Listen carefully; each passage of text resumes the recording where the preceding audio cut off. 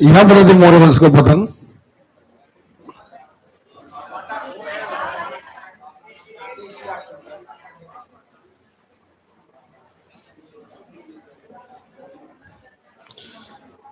मौर्य वंश के पतन में विदेशी उत्तराधिकारियों के क्रम तो आपको पता है, एक तरफ देशी है एक तरफ, और ये दोनों साथ साथ चल रहे हैं। देशी में कौन कौन से थे? शुंग वंश आया, फिर कंड वंश, फिर सातवाहन वंश। इन राजाओं के नाम आपको याद हैं? जैसे पहले क्या आया? शुंग वंश। इसमें मुख्य राजा कौन था? पुष्यमित्र। और एक राजा की चर्चा हो रही है, भागवत्र। क्लियर है? अच्छा, यहां पर भागवत्र के दरबार में कौन आया था? हेलियोडोरस आया था। किसने भेजा था? एंटियल किसने भेजा था? इसने हेलियोडोरस का खंभा बनवाया था। पुष्यमित्र शुंग के अपवाद माने जाती है, बौद्ध धर्म का विरोधी था, फिर भी भूरत स्तंभ बनवाया था। चले, अगर इसे हम बाउंस करते जाए तो सीधा सातवाहन वंश पर आते हैं। सातवाहन वंश में सतकर्णी राजा, हाल, हायन और गौतमी पुत्र, इन्हें कहा गया था आंध्रभृत्य, दक्षिणापतेश्वर, दक्षिणाधिपति। एकमात्र ब्राह्मण, ब्राह्मणों को भूमि दान देने वाले पहले थे। तो लगभग 300 वर्षों तक, 300 से 450, ओवरऑल 450 है, मुख्य रूप से 300 है, फिर गिरावट चालू हुई तो कुल मिलाकर 450 है। ओके, बस इतना याद रखना, यहां से देशी राज्य हो और यहां से, अरे क्लियर है? अब बात आ रही है विदेशी उत्तराधिकारी। कौन आ रहे हैं? और भैया ये साथ ही साथ में आ रहे हैं, नहीं तो आप कहोगे सर ये बाद में पढ़ा रहे हो, डेट पहले की आ रही है। तो बाद में नहीं पढ़ा रहे, पहले हमने देशी पढ़ा दिए और साथ ही साथ में विदेशी भी। ओके, तो अब देखें, आपको याद हो यहां पर मौर्य काल के बाद अगर हम कहें तो सबसे पहले आए हिंदी यूनानी। अब ये हिंदी यूनानी कौन है? ये एक्चुअली यूनानी है। अब यूनानी कौन था? सिकंदर था। और सिकंदर की जो आने वाले वंशज है वो तक्षशिला वाले एरिया में बस गए थे। तो अब ये हो गए हिंद यूनानी। कौन हो गए? क्यों? ऐसे यूनानी जो हिंदुस्तान में ही बस गए और अपना राज्य कायम कर लिया। तो समय रहते इनके कई टुकड़े हो गए, छोटे छोटे कई राजा बन गए। तो कई राजा हो गए हिंद यूनानी। समझ में आ रही बात?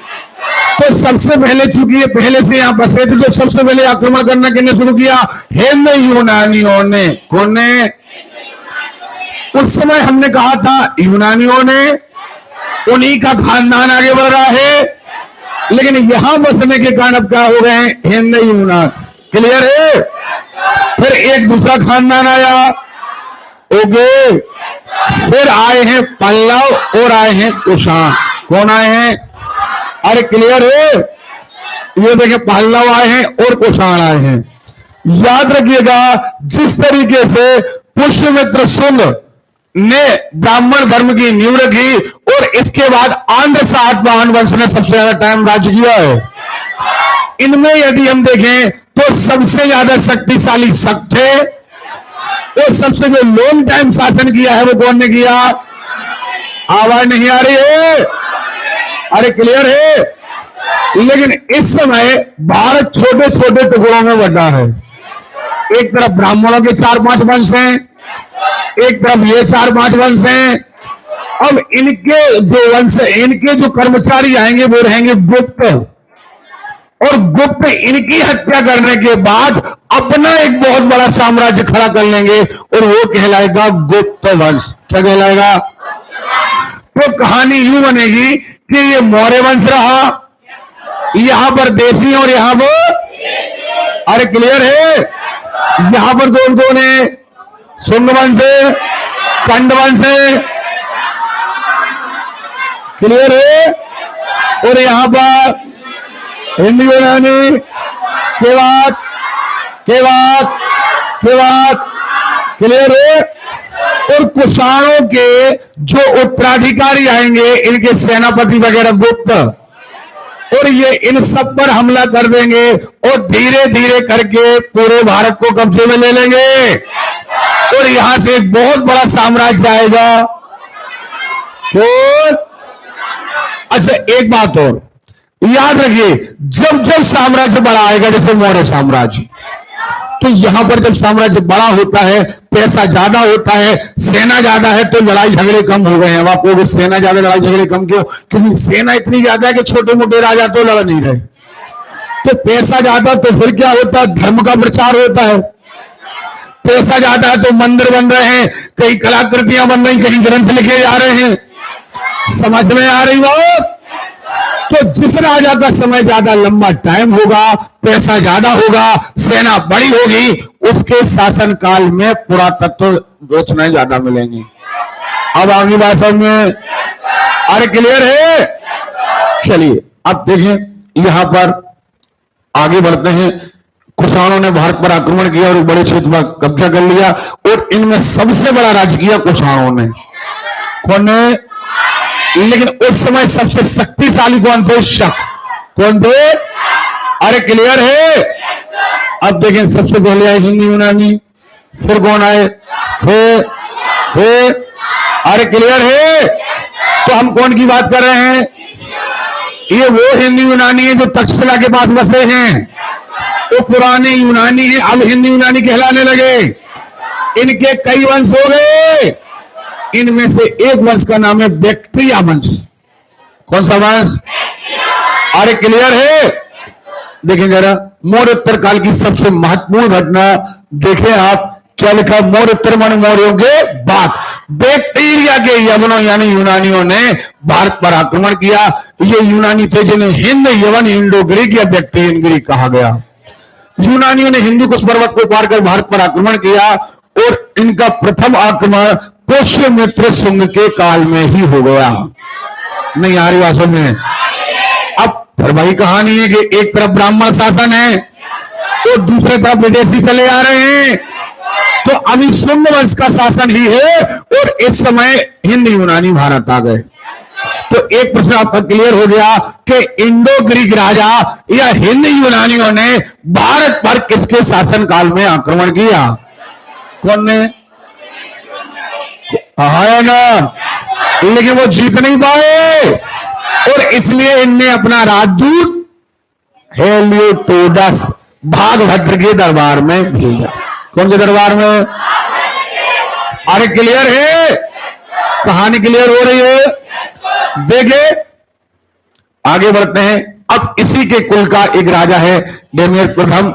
डेमियस प्रथम यूनानी देश ने भारत पर आक्रमण किया। इसने पंजाब का एक बड़ा भाग जीत लिया।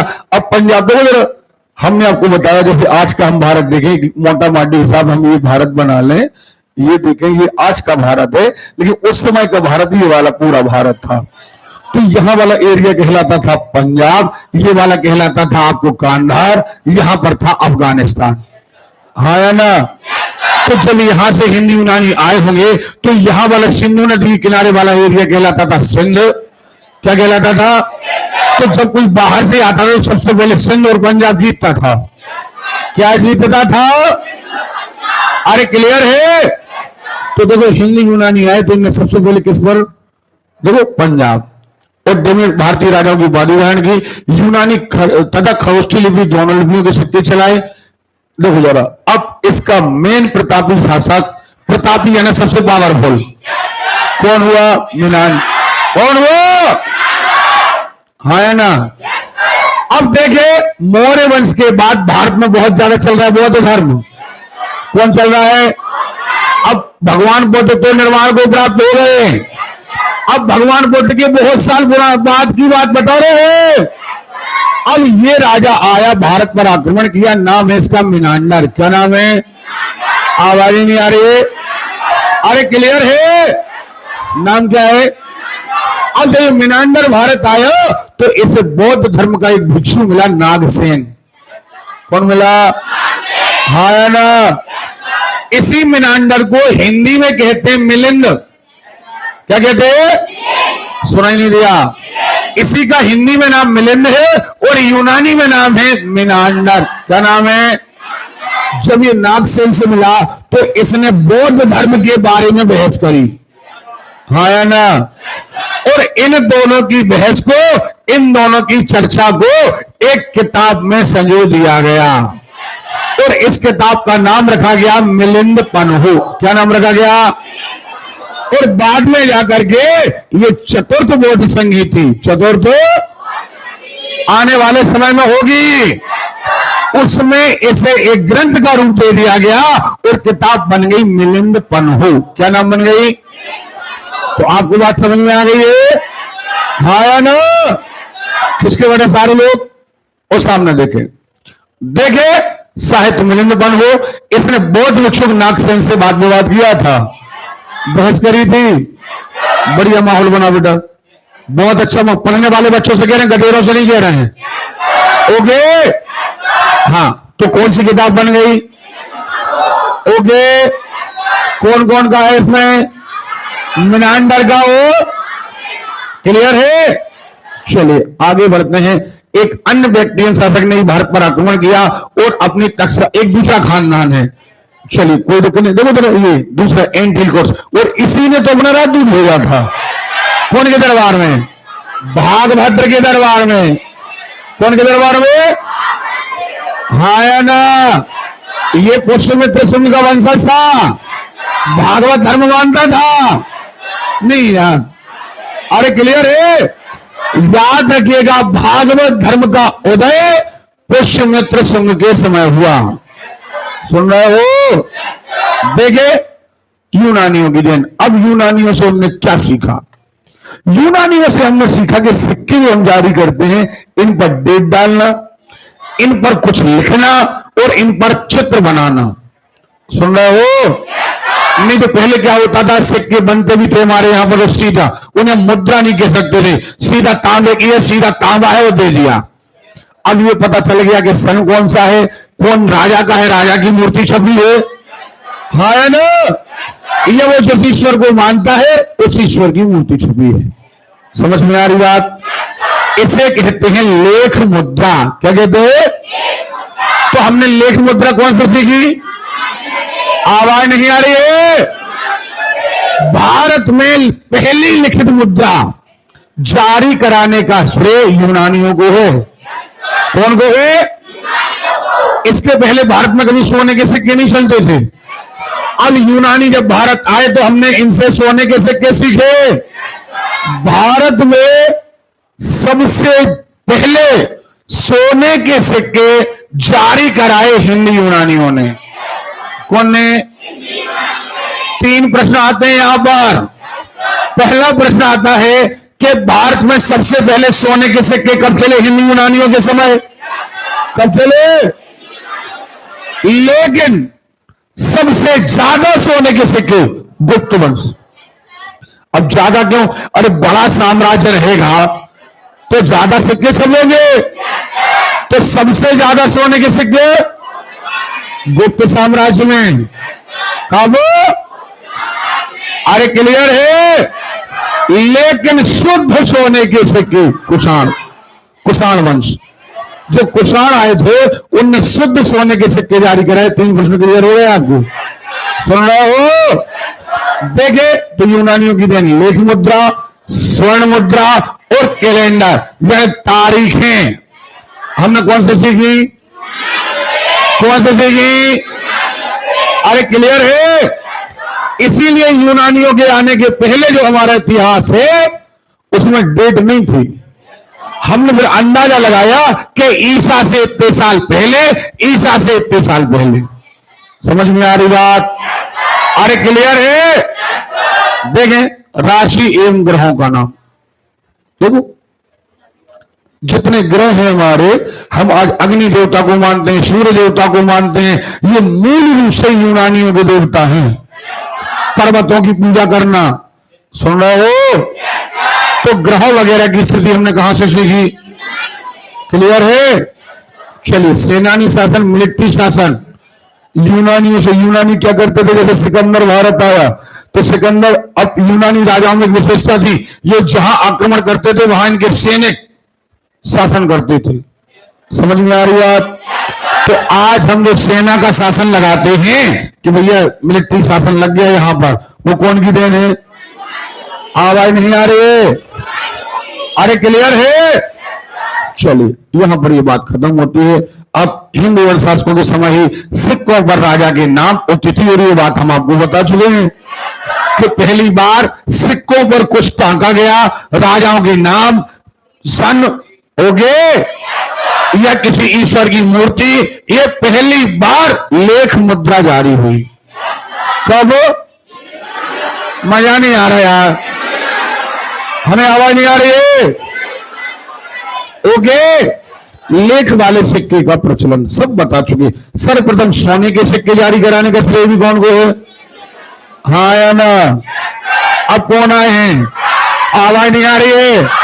ओके, अब देखे सग जो है एक प्रकार के चरवाहे थे, इनके छोटे छोटे, अब चरवाहे कौन होते हैं? खाना बदोश। खाना बदोश किन्हें कहते हैं? जिनका कोई रहने का एक स्थान। ओके, इनके छोटे छोटे कबीले हैं और ये कबीले कहां बढ़ रहे हैं? भारत की ओर, चारागाह की खोज में, और इनके 4-5 कबीले भारत आ गए।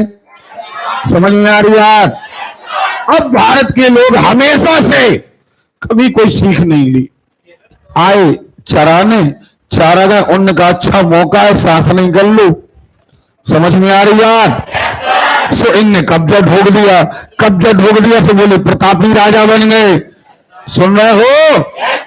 तो देखो अब आता है यूनानियों के बाद बतौर आक्रमणकारी कौन आए? हाँ या ना? अच्छा, आक्रमण, भारत पर आक्रमण की बात करी जाए तो थोड़ा रिवाइज कर लें हम जरा, किसके बने आप? आपको याद हो भारत पर पहला आक्रमण ईरानियों ने किया था, याद है? हकमनी वंश ने, हाँ या ना? साइरस प्रथम ने, लेकिन वो सफल नहीं हुआ था। कौन दे? दारा आया था, क्लियर है? फिर आया था सिकंदर, याद हो? नहीं आया था? मकदूनिया का राजा सिकंदर आया था 326 ईसा पूर्व, क्लियर हो? और अब यदि कोई आ रहा है तो वो है इंडो ग्रीक, ये सिकंदर के ही वंशज हैं। ओके, इंडो ग्रीक आ रहे हैं, और इंडो ग्रीक के बाद कौन आ रहे हैं? शक। पक्का? अब देखें, शक जो है भारत आए, ये मूलतः मध्य एशिया की एक घुमक्कड़ जाती थी। देखो आप सुन रहे हो बेटा, इतिहास जान लो। अब कई सारे लोग कहते हैं अंग्रेजों ने हम पर शासन किया। जो लोग अंग्रेजों तक पढ़े हैं उनको अंग्रेज पता है, थोड़े और ज्यादा पढ़ गए बोले मुसलमानों ने शासन किया। तुम पर चरवाहों ने भी शासन किया। समझ में आ रही है? अब इतना डीप जाओगे तो पता चलेगा, लेकिन उतना नहीं जा पाते आप सुन लो कि शासन करने की प्रथा तुम्हारे ऊपर बहुत ईसा मसीह के बोले से चल रही। समझ में आ रही है? ठीक है? देखें, एक घुमक्कड़ जाति थी, सग जाति सरदारिया नदी के उत्तरी प्रदेश में निवास करती थी। सग जाति के मूल रूप से चारागाह की खोज में, नहीं बताया हमने, बताया है। और ये 4-5 कबीले भारत आ गए। तो कोई ने अपनी राजधानी तक्षशिला बना ली, कोई ने अपनी राजधानी मथुरा बना ली। सुन रहे हो? और ये चारों तरफ बस गए। इनके मुख्य आए तो बहुत सारे खानदान थे, लेकिन इनमें से राज कर पाए 5। सुन रहे हो? इनमें से 5 वंश ऐसे थे जिनने भारत के अलग अलग एरिया में कब्जा ठोक दिया। समझ में आ रही बात? अब शक आए हैं, एक तरफ भारत में ब्राह्मण वंश चल रहा है, और इनके पहले कौन आ गए हैं? यूनानी। कौन आ गए हैं?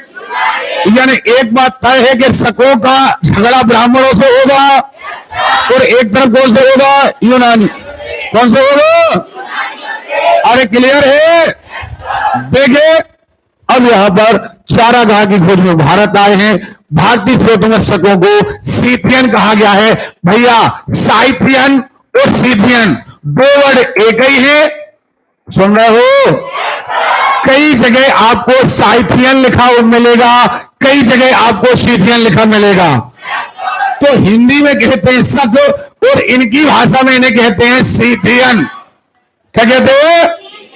हाँ या ना? अब देखें, शक भारत में उत्तर पश्चिम भाग से प्रवेश किए। कहां से? अरे क्लियर है?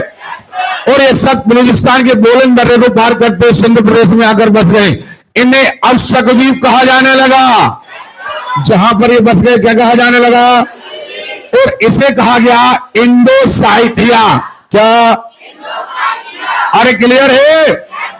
अब देखो जरा आगे बढ़े तो इनकी 5 शाखाएं आ गई राजधानी भारत में अलग अलग, कुछ अफगानिस्तान वाले एरिया में, कुछ भारत वाले एरिया में। शकों की पहली शाखा ने कहा, आवाज नहीं आ रही है।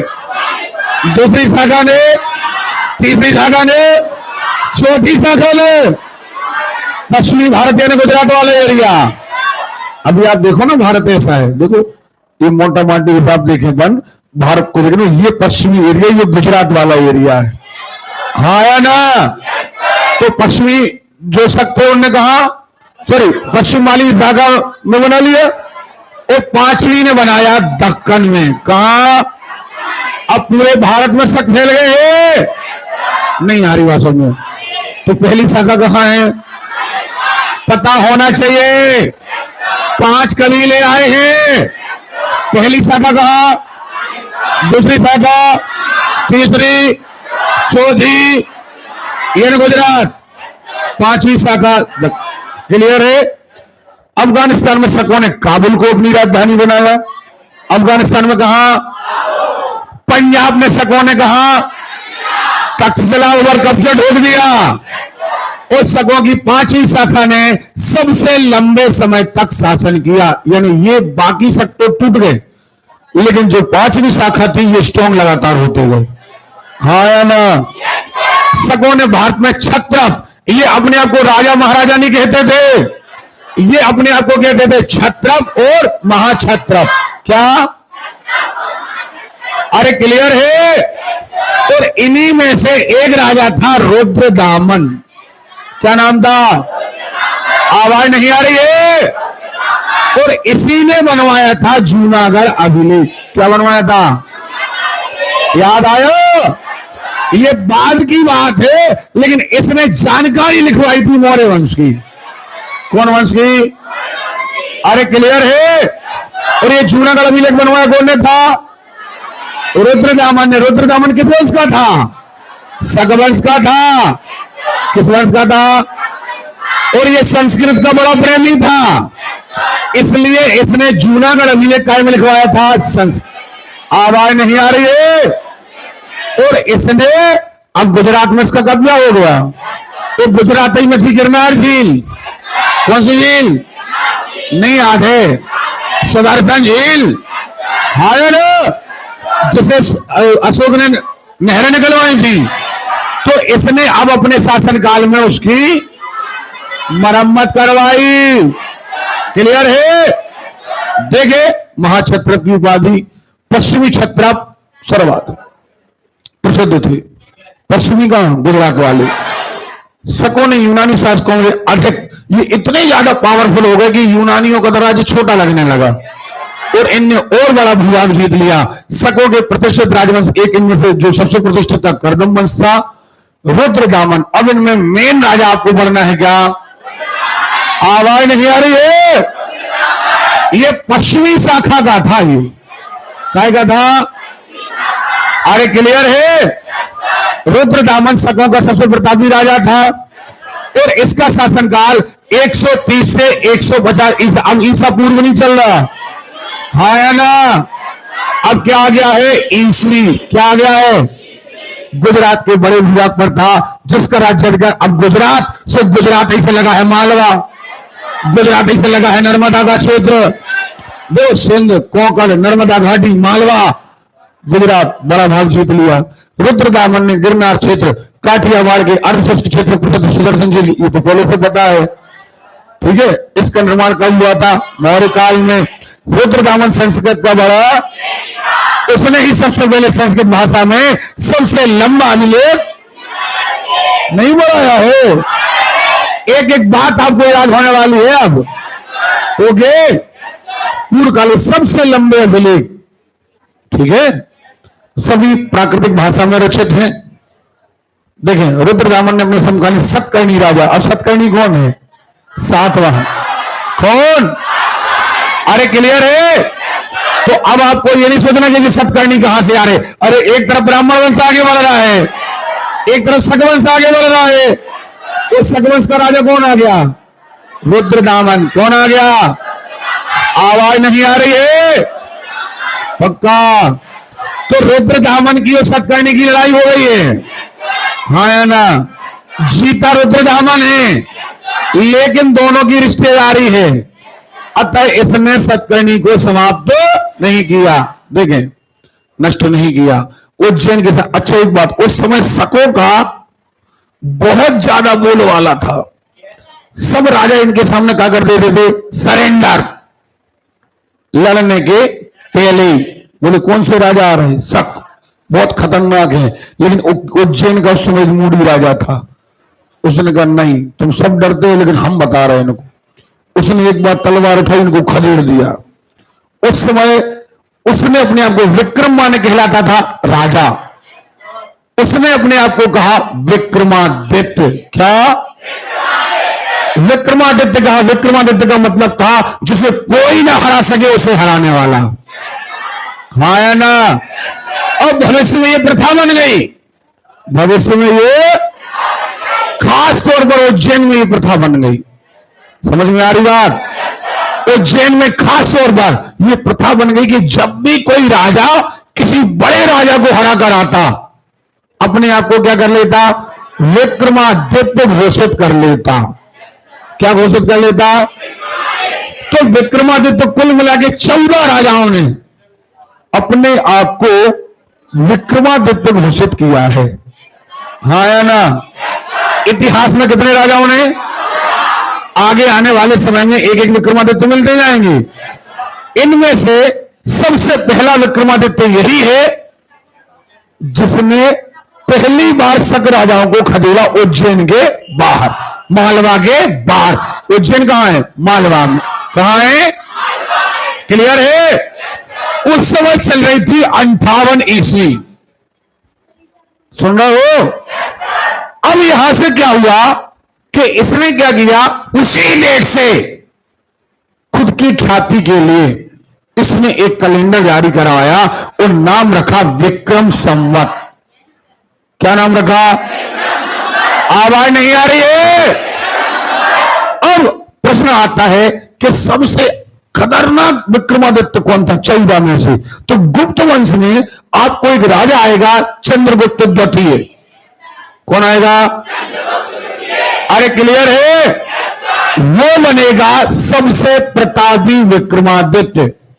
समझ में आ रही बात? वो बनेगा सबसे प्रतापी, ये सबसे पहला है, हाँ या ना? अरे क्लियर है?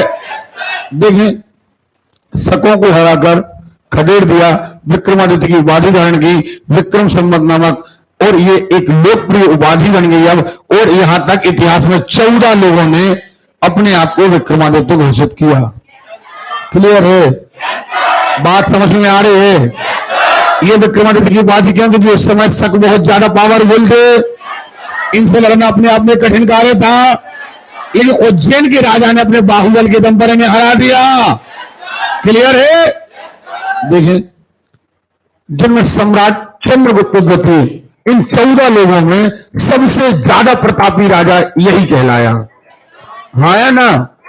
भैया वो सब खानदान का नहीं है, न वो किसी खानदान का। अब भविष्य में आएगा गुप्त वंश का। हमने चर्चा ये करी है कि जो 14 विक्रमादित्य हैं उनमें सबसे प्रतापी कौन है। समझ में आ रही बात? अब देखो, चंद्रगुप्त मालवा और काठियावाड़ को, चलिए इनको छोड़िए, अब पहलव, इसके बारे में ज्यादा जानकारी नहीं अपन को चाहिए। पहलव आए, पार्थियाई थे, ईरान से आए थे, इनने अपना साम्राज्य स्थापित किया। और इनका साम्राज्य का जो सबसे इंपॉर्टेंट व्यक्ति था जिसने संस्थापक किया, ये था मिथ्रेडेटस। और इनका शक्तिशाली शासक था गोंडो फर्नेस। कौन था? अरे क्लियर है? और इसने अपनी राजधानी कौन को बनाया? अब दिक्कत है, अभी आप कहोगे सर उनने बनाया था। अरे लड़ाइयां चल रही है, एक दूसरे से छीन रहे हैं, हाँ या ना?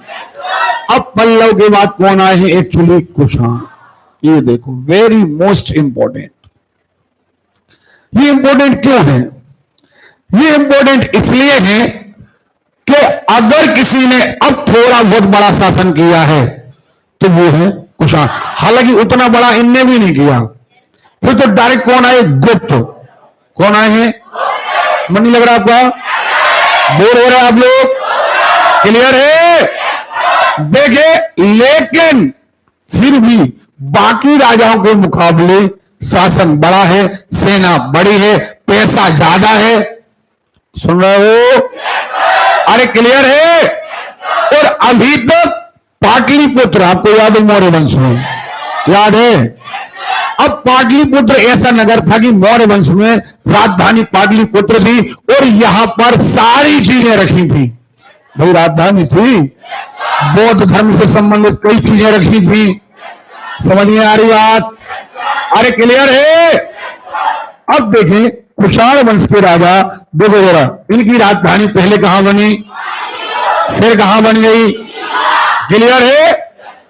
देखें, कुषाण आए, ऊंची जाति के थे, कबीला 5 कुलों में बटा था, जिसमें से एक कुल था कुषाण, और इनने भारत पर आक्रमण किया और भारत पर कब्जा ढोक दिया। और इसका पहला राजा क्या था? कुजुल कटफिसेस। क्या नाम था? आवाज नहीं आ रही है? ये कुषाण वंश का संस्थापक था। ये कुषाण वंश का, अरे क्लियर है? लेकिन देखो, कुजुल ने कुषाण सत्ता को भारत में सब ये आए। फिर इसके बाद एक और आया कटफिसेस द्वितीय, इसने और अच्छा शासन जमा लिया। इनका मूल निवास स्थान चीन के पास था। कुषाणों ने प्रांतों में द्वैत शासन, जो हम अभी आप पढ़ेंगे जब अंग्रेज आएंगे, कि इतनी सन में द्वैत शासन की शुरुआत हुई। एक्चुअली सबसे पहले कौन ने? हाँ ना? अभी आप स्थानीय स्वशासन की बात करते हो, पंचायतों की, तो सबसे पहले चोल राजाओं ने चलवाई थी। कौन ने? अभी आएंगे चोल राजा। सुन रहे हो? तो द्वैत शासन की शुरुआत सबसे पहले कौन ने? कौन है? और शुद्ध सोने के सिक्के। अच्छा, एक बात हो, कुषाण वंश आएगा, इसका सबसे प्रतापी राजा आएगा कनिष्क। कौन आएगा? अब कनिष्क हमला करेगा पाटलिपुत्र पर। कहां? तो वहां से क्या करेगा? अभी पाटलिपुत्र क्या है? बौद्ध धर्म का मेन नगर है। वहां से ये क्या करेगा? वहां से बहुत सारे विद्वान जो बौद्ध धर्म के लिए लिखा करते थे उनको उठा ले आएगा, बौद्ध की बहुत ज्यादा चीजें ले आएगा। सो अपने आप को अब ये बौद्ध धर्म का अनुयायी बना लेगा। कौन? आवाज नहीं आ रही है? कौन बना लेगा? बौद्ध धर्म का अनुयायी बना लेगा। और वहां से नागार्जुन, अश्वघोष, सुन रहे हो, इन्हें उठाकर ले आएगा और अब इनसे ग्रंथ लिखवाएगा। और अब चतुर्थबोध संगीति होगी। समझ में आ रही बात? अरे क्लियर है? देखे आगे, कुजुल कटफिसेस इस वंश का संस्थापक है। केवल तांबे के सिक्के चलाए, इसने स्वर्ण सिक्के नहीं चलाए। देखें, अब देखो जरा, कुजुल कटफिसेस जिसने भारत पर कब्जा ठोका, इसके सिक्के देखने पर लगता है कि पहले ये यूनानियों का गुलाम रहा होगा, क्योंकि इसमें जो सिक्के छपवाए, एक तरफ खुद की फोटो है, एक तरफ यूनानी राजा की फोटो है, तो ऐसा लगता है जैसे यूनानियों का गुलाम रहा हो। तो धीरे धीरे इसने अपने आप को स्वतंत्र कर लिया और भारत पर कब्जा ठोक लिया। समझ में आ रही बात? देखें, जबकि दूसरे कटफिसेस की आकृति है, इसका अर्थ यह लगता है कि ये पहले यूनानी राजाओं का गुलाम रहा होगा। अब इसके बाद एक अगला राजा आता है भीम कटफिसेस।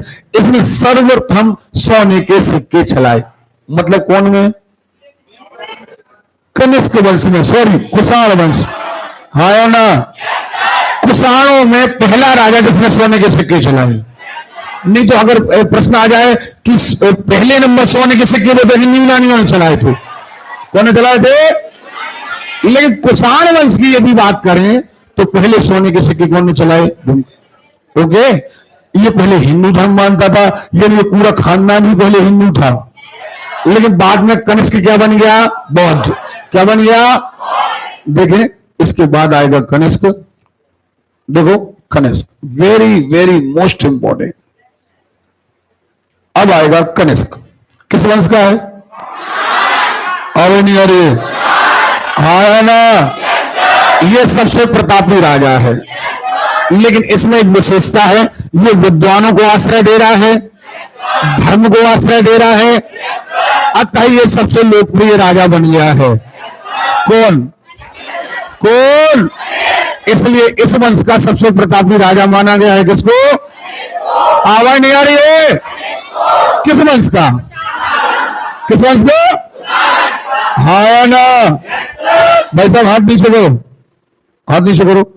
हाँ, कनिष्क का शासनकाल 78वीं ईस्वी से 102 ईस्वी तक रहा। इस वंश का सबसे प्रतापी राजा माना जाता है। वो कुषाणों की राजधानी कहां पहुंच गई? पेशावर, पुरुषपुर। सुन रहे हो? अब देखें, कुषाणों की अब उप राजधानी क्या बनाई इनने? मथुरा। क्या बनाई है?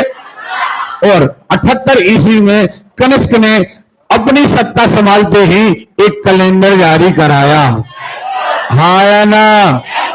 और इसे कहा गया क्या? शक संवत। देखो जरा, संवत बोला, एक्चुअली संवत यानी कैलेंडर, संवत यानी हाँ या ना? अभी 58 में चला था विक्रम संवत। क्या चला था? अरे क्लियर है?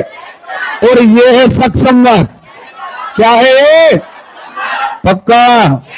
और इसी को आज हम यानी हमारी भारत की सरकार ने इसी को अपनाया है। बात समझ में आ रही है? शक संवत को अपनाया है। और शक संवत कब चालू हुआ? 78वीं ईस्वी में। कब हुआ? कनिष्क के शासनकाल में। देखे, इसे नाम दिया गया है शक संवत। समझ में आ रही बात? 58वीं ईस्वी में क्या चालू हुआ? क्या चालू हुआ? अरे क्लियर है? और यहां पर 78 में क्या? ये शक संवत राष्ट्रीय कैलेंडर है हमारा। ओके, देखे आगे, शक संवत को भारत सरकार द्वारा प्रयोग में लाया जाता है। कनिष्क ने अपना साम्राज्य मध्य एशिया से लेकर वाराणसी तक फैला लिया। कनिष्क बौद्ध धर्म का अनुयायी भी था, बाद में इसने बौद्ध धर्म अपना लिया और संरक्षक भी बन गया। और आपको याद है इसके समय में चौथी बौद्ध संगीति हुई थी। हाँ या ना? और इसके समय में बौद्ध धर्म 2 भागों में बढ़ गया था। हीनयान याद है? प्रश्न आता है किस बौद्ध संगीति में बौद्ध धर्म 2 भागों में बटा? चौथी। किसमें? अगर पिछला याद नहीं बेटा तो कुछ समझ में नहीं आएगा। याद है? जोरदार आवाज हो, याद है? किस बौद्ध संगीति में? अरे क्लियर है? अतः यह महायान का अनुयायी बना। याद है? अब महायान का मेन कौन था? नागार्जुन। याद आया? नहीं याद आया? याद आया? जिसने शून्यवाद दिया था, विज्ञानवाद दिया था, एक विद्वान था नागार्जुन। याद आया? अरे क्लियर है? वो इसी कनिष्क के समय था और इसी ने हीनयान और महायान बांटा था। कौन ने? नागार्जुन। कौन ने? देखो, इतिहासकारों ने कनिष्क को द्वितीय अशोक की संज्ञा दी है। अब क्यों अशोक की संज्ञा दी है? क्योंकि अशोक ने भी बौद्ध धर्म अपनाया, कनिष्क ने भी। हाँ या ना? वहां पर अशोक भी दानी था, कनिष्क भी। अशोक भी संतों को और लेखकों को बहुत बड़ा आश्रय देता था। और यहां कौन दे रहा आश्रय? अरे क्लियर है? अतः इसे द्वितीय अशोक कहा गया है। किसे? हमें आवाज नहीं आ रही है। ओके, आप लोग बोर हो रहे हैं? बोर हो रहे हैं तो हिस्ट्री पर आप लोग घर में रीडिंग कर लेना। बोर हो रहे हो? फिर एक बढ़िया आनंदमय स्थिति क्यों नहीं बन रही है? इतनी तेज आवाज क्यों नहीं आ रही है? ओके, देखिए, कनिष्क के शासनकाल में बौद्ध धर्म की चौथी संगीति हुई है। अब यहां पर एक प्रश्न और, सबसे पहले मूर्ति पूजा। सुने, आपने सिंधु घाटी सभ्यता पढ़ ली, आपने वैदिक सभ्यता पढ़ ली, आपने ग्रंथ पढ़े, आपने पूजा पढ़ी, आपने हवन पढ़ा, सब कुछ पढ़ा आपने। लेकिन कहीं पर भी आपको मंदिर नहीं मिला। चर्चाई कहीं सिंधु घाटी सभ्यता में तुम्हें नटराज की मूर्ति मिली, शिवलिंग की मूर्ति मिली, लेकिन आपको कहीं मंदिर, आपको वैदिक सभ्यता में कहीं मंदिर, हाँ या ना? पहली बार मंदिरों का निर्माण होगा भगवान बुद्ध के लिए। कौन के लिए? अरे क्लियर है? कौन के शासन काल में? कनिष्क। हाँ या ना? मंदिर शैली का पहला निर्माण कनिष्क। अब इनकी राजधानी मेन एरिया क्या है? मथुरा। क्या है? तो जो मूर्तियां बनेंगी, जो मंदिर बनेंगे, वो मथुरा शैली में बनेंगे। क्या में बनेंगे? अरे क्लियर है? यानी सबसे प्राचीन मूर्ति शैली मथुरा शैली। पक्का? अब यहां प्रश्न में थोड़ा सा अंतर आता है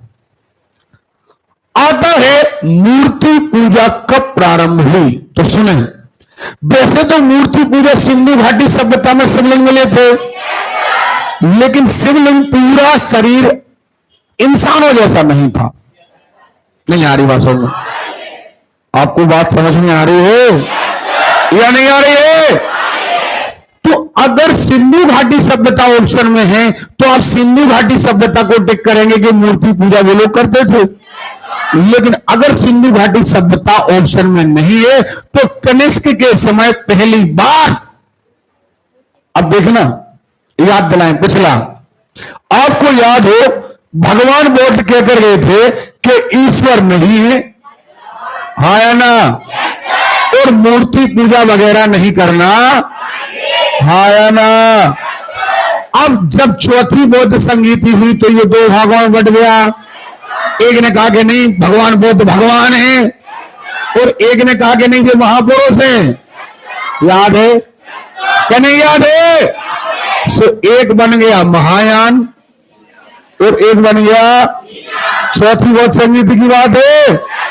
और महायान ने अपनी बातें जोड़ी, बुद्ध को भगवान माना, उनकी मूर्ति बनाई, उनकी पूजा करी, उनके हवन करे।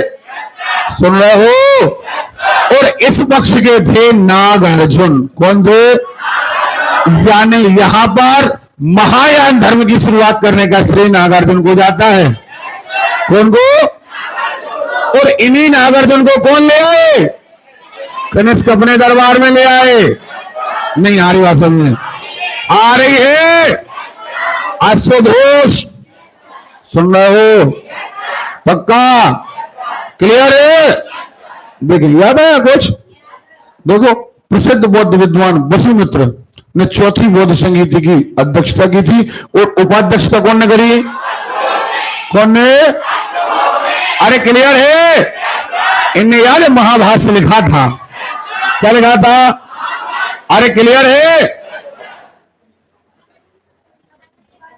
क्या? सॉरी इनने लिखी थी बौद्धों की रामायण, बौद्ध चरित्र। क्लियर है? सॉरी मुंह से गलत निकल गया। ठीक, शुद्ध। अच्छा, यहां पर शुद्ध सोने के सिक्के है ना? पारणी की अष्टाध्यायी पर महाभाष्य लिखा था कौन ने? पतंजलि। है ना? ठीक, ओके। अब आगे आएगा यहां पर सुन गुप्त, देखो जरा, शुद्ध सोने के सिक्के कुषाणों ने, कुषाणों में भी कौन ने? कनिष्क। पक्का? जारी किए 3 प्रकार की मुद्राओं पर देते, ये ठीक है। सीधा आते हैं, कनिष्क ने पाटलिपुत्र पर आक्रमण किया। कहां पर? और वहां से प्रसिद्ध विद्वान कौन कौन? और बुद्ध की शिक्षा। सुनो, एक्चुअली भैया यहां पर ये टाइपिंग मिस्टेक है। बुद्ध का भिक्षा पात्र, भिक्षा जिसमें भगवान बुद्ध भिक्षा लेते थे, वो पात्र रखा था अभी तक कहां? पाटलिपुत्र में। कहां रखा था? अब ये अपनी राजधानी उठा ले आया। अब देखो जरा, कनिष्क ने अपने दरबार में कौन? वसुमित्र। याद आया? इन्हें चौथी बौद्ध संगीति की अध्यक्षता करी। अशुघोष, नागार्जुन तथा, याद आया, हमें 3 वेद मिल चुके। एक वेद मिला था जीवा, हाँ या ना? हमें मजा नहीं आ रहा है। जीवक मिला था कौन के दरबार में? कौन के? याद है मैडम? तो नहीं है याद? याद है? जीवक मिला था, फिर एक मिला था पतंजलि, कौन के दरबार में? पुष्यमित्र। हाय ना, एक और मिल गया, कौन? कौन के दरबार में? क्लियर है? देखो इतने सारे विद्वान जो हैं वो कौन के दरबार में? भैया लगातार राजा आएंगे उनके दरबार में विद्वान मिलेंगे। आगे देखो, चरक। चरक कनिष्क के दरबार में महान चिकित्सक थे, कनिष्क का राजवेद था। इनने चरक संहिता की रचना करी है। कौन की? पक्का? क्लियर है? चलो आगे आए वसुमित्र। वसुमित्र एक बौद्ध अनुयायी थे। इन्होंने चौथी बौद्ध संहिता की अध्यक्षता की है और कनिष्क के शासनकाल में वसुमित्र ने लिखा था महाविभाषा सूत्र। क्या लिखा था? हमें आवाज नहीं आ रही है। ओके, इसे बौद्ध धर्म का विश्वकोश कहा जाता है। याद करो इसको। महाविभाषा सूत्र कौन ने लिखा? बोर हो गए हो? घर जाना है बेटा। याद रखना, यहां पर 20 से 25% लोग बैठे होंगे जिन्हें याद करना है, बाकी सारे लोग मनोरंजन करने आए हैं और अभी लोग कहेंगे हम बोर हो गए। जिन्हें एग्जाम निकालना है वो अपनी दृष्टि से पढ़े और जिन्हें अभी लॉन्ग टाइम बैठना है, लॉन्ग टाइम शासन करना है कोचिंग पर, वो भी बैठे। आपके वंश का नाम भी यहां दर्ज किया जाएगा, है ना? गदा वंश, है ना? मूर्ख वंश, और सबसे प्रतापी राजा आप बनेंगे, है ना? मूर्खों में भी प्रतापी। चलो, चतुर्थ बौद्ध संहिता आ गई और विश्वकोश। इसके बाद आया अश्वघोष। अश्वघोष एक राजकवि था और इसका सबसे इंपॉर्टेंट है, इसने बुद्ध चरित्र लिखा था। क्या लिखा था? अब हिंदू पढ़ते हैं रामचरित्र, हिंदू क्या पढ़ते हैं? पक्का? और इसमें क्या लिखा? अरे क्लियर है? जोर से बोलो। लिखा है अतः इसे बौद्धों की रामायण कहा जाता है। बौद्ध धर्म की रामायण कौन कहलाता है? बौद्ध चरित्र। कौन ने लिखी? कौन ने लिखी है? अरे क्लियर है? अभी आया था, वसुमित्र ने लिखी थी। क्या लिखा था? महाविभाषा सूत्र। क्या लिखा था? अरे क्लियर है भैया? ये बौद्ध धर्म में बौद्ध बात की बात है और ये हमने उसी समय बताया था आपको कि हम ये पढ़ा जरूर रहे हैं, लेकिन ये अभी की बात, ये बहुत बात की बात है। अच्छा सच बताओ, कितने लोग हैं जिनने पहली क्लास से हिस्ट्री अटेंड करी अभी तक? करिए। क्या हमें कोई ईमानदारी से जवाब देगा कि सर वास्तव में अगर हम क्रम से बढ़ रहे हैं? भैया हाथ नीचे कर लो। अगर हम क्रम से बढ़ रहे हैं तो वाकई में एक याददाश्त क्रम बढ़ बनती जा रही है, नहीं बन रही है? चलिए देखें आगे आगे। अश्वघोष इनको हम पढ़ चुके हैं। फिर आए नागार्जुन, ये दार्शनिक थे और इनकी तुलना कौन से करी गई? इन्हें भारत का आइंस्टीन कहा गया। ये महायान शाखा के थे, कि इन्होंने शून्यवाद और विज्ञानवाद दिया था। याद है? नहीं याद है? क्लियर है? इनकी प्रसिद्ध पुस्तक कौन है? माध्यमिक सूत्र। ओके। और इनका सिद्धांत कहलाता है सापेक्षता का सिद्धांत। क्या कहलाता है? तो सापेक्षता का सिद्धांत कौन ने दिया? आवाज नहीं आ रही है? ये एक प्रकार से वैज्ञानिक थे, शोधकर्ता थे, बौद्ध धर्म से रिलेटेड थे, महायान से रिलेटेड थे, शून्यवाद और विज्ञानवाद दिया इनने। क्लियर है? अब देखें कनिष्क की मृत्यु 102 ईस्वी आते आते हो गई और इसके बाद ये जो नाम लिखे हैं ये इसके वंशजों के हैं और अंत में आया कनिष्क द्वितीय और यहां से वासुदेव प्रथम, कनिष्क और वासुदेव द्वितीय इस कुषाण वंश का अंतिम शासक बना। समझ में आ रही है आप? देखें अब यहां से वासुदेव प्रथम, ये सारी चीजें। अब देखो इसका सार क्या पड़ा। कुषाणों ने सर्वाधिक संख्या में सोने के सिक्के जारी किए एवं तांबे के सिक्के कुषाणों ने ही जारी किए। अब यहां पर अभी तक की बात कर रहे हैं, अब बाद में जब हम पढ़ेंगे तो सर्वाधिक संख्या में आएंगे गुप्त वंश। है ना? पहले सोने के सिक्के यूनानियों ने, शुद्ध सोने के सिक्के बोले, और शुद्ध सोने के सिक्के, शुद्ध सोने के सिक्के, और सर्वाधिक, ठीक है। शुद्ध स्वर्ण मुद्रा चलाने का श्रेय कुषाणों को जाता है। मूर्ति पूजा का आरंभ कुषाण वंश, मंदिर कला कुषाण वंश, मूर्ति कला है ना। अभी जो हर धर्मों में जुलूस निकलता है, क्या निकलता है, वो भी बौद्ध धर्म की देन है। और बौद्ध धर्म में भी किस समय, कनिष्क, किसके समय, कनिष्क के समय बौद्ध भिक्षु इकट्ठे होकर के निकलते थे प्रचार के लिए, उसे कहा जाता था जुलूस।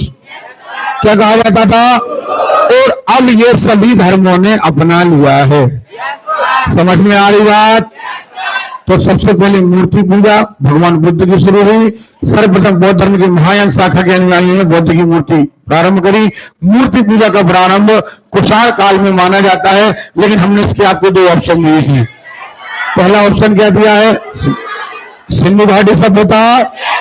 नंबर 2 है ना, यानी अगर प्राचीन समय में पूछा जाए तो सिंधु घाटी सभ्यता, और नए राजवंश में पूछा जाए तो, क्लियर है?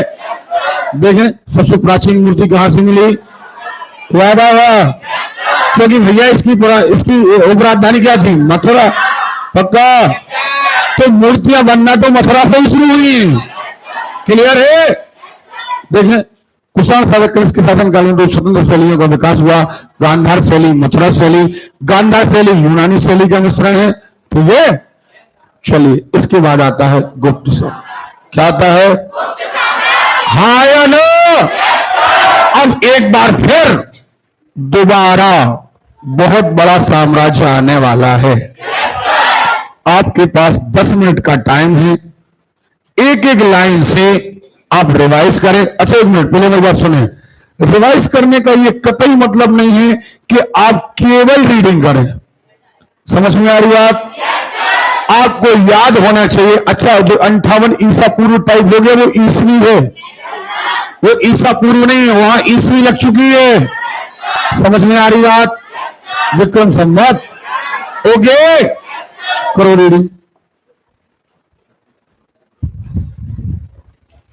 10 मिनट है आपके पास।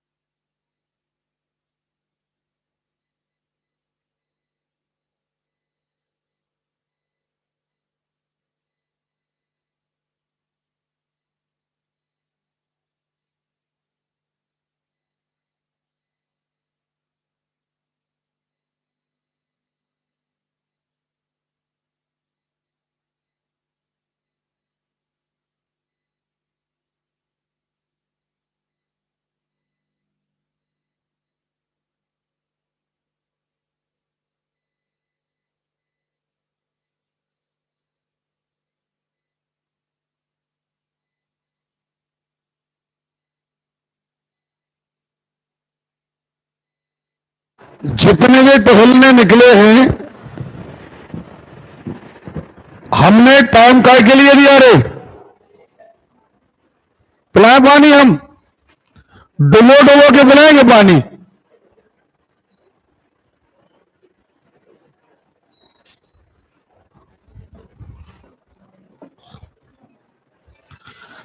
आपके पास मात्र 10 मिनट का टाइम है, आप जल्दी से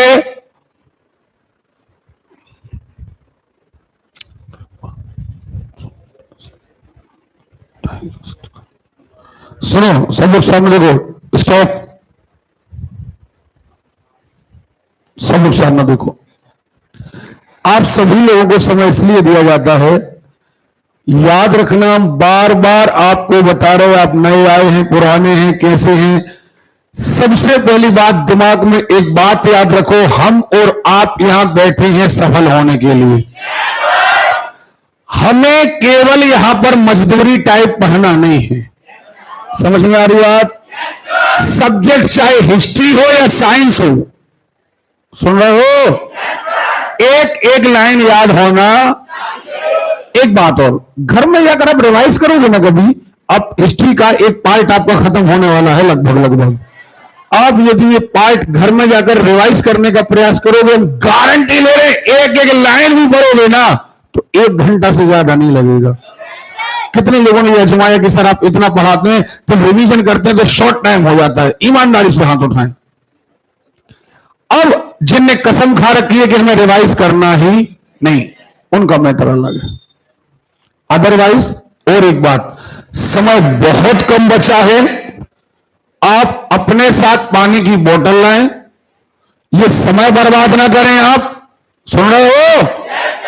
और अगर आपको दिया जाता है समय कि इसको डाइजेस्ट कर लो, तो आप उसे सुनिए, एक कॉपी में रफ लाइन में लिखें कि एक तरफ देखो मौर्य खत्म हो गया है, ये देसी है, ये विदेशी है, फिर यहां हिंदी यूनानी आए हैं, फिर शक आए हैं, फिर पल्लव आए हैं, फिर कुषाण आए हैं।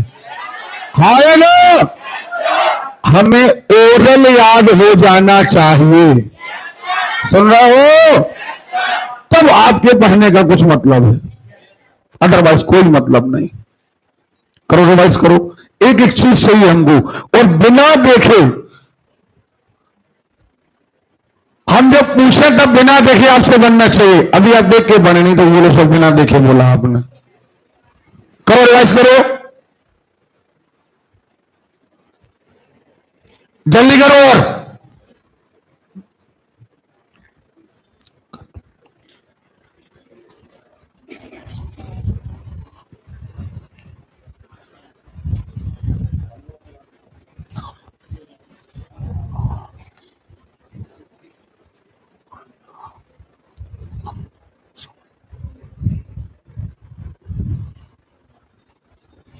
और अभी 3000 क्वेश्चन का टेस्ट लगाना है अपन को इतिहास का।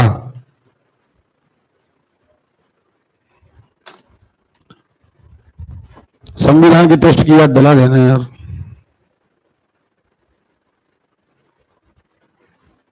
रजिस्टर मोड़ के रख दिया यार उसको।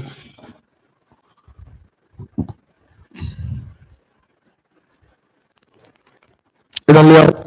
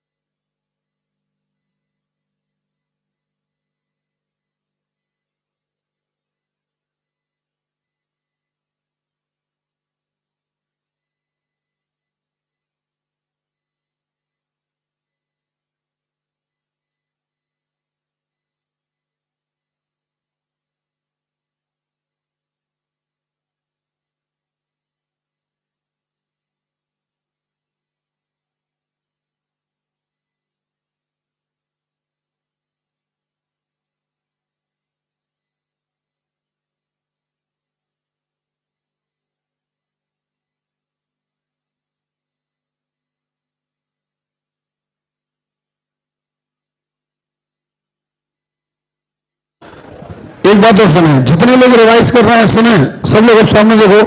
तो कितनी बढ़िया आप हम बिल्कुल शुरुआत से ओपन करें, वंशों से बात करें, जनपदों से। 16 जनपद, हाँ या ना? इनमें मगध मुख्य है। हर एक वंश आया। हर एक वंश से कौन आया? बिंबिसार का बेटा, अजातशत्रु का बेटा उदयन के बाद नागदेशक।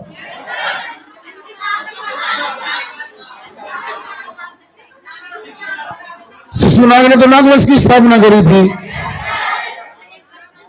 शिशु नागवंश की स्थापना करी थी, हाँ या ना? बस यही आपकी कमियां हैं।